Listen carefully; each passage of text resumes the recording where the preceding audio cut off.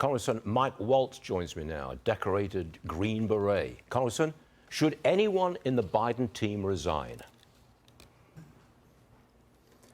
Yeah, hey, Stu. I'm so thankful to Fox for showing that hearing as long as it did, and that these families are finally getting to have America hear their story.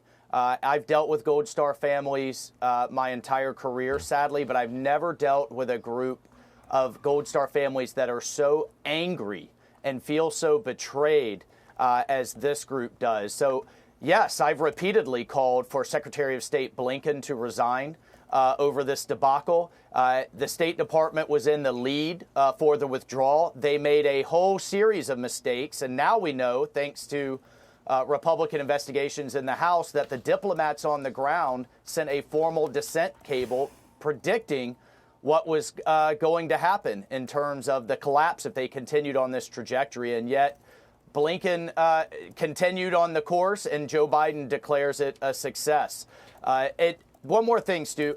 These families still to this day are missing details or feel misled about details of how their loved ones died. Some of them still don't have personal effects that they've been asking for. And as you saw, the most insulting thing is that they haven't heard from the president since the withdrawal. And to hear him declare this as an outstanding success is a knife in the back every time he does it. Next one, Congressman. Nancy Pelosi was asked about the possibility of a second Trump term. This was her response. I'll put it up on the screen. Don't even think of that. Don't think of the world being on fire. It cannot happen, or we will not be the United States of America. If he were to be president, it would be a criminal enterprise in the White House. Congressman, would you like to respond to that?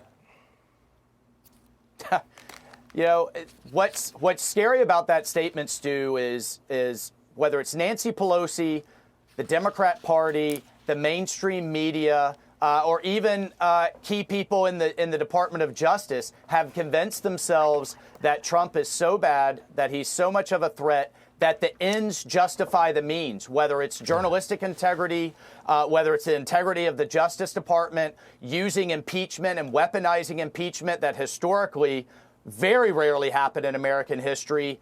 Now they did it without even a true investigation. I guess they've convinced themselves that he's a threat to democracy, but they're actually taking actions that is undermining our democracy and ruining, crushing public trust in our basic institutions like the FBI and the Department of Justice.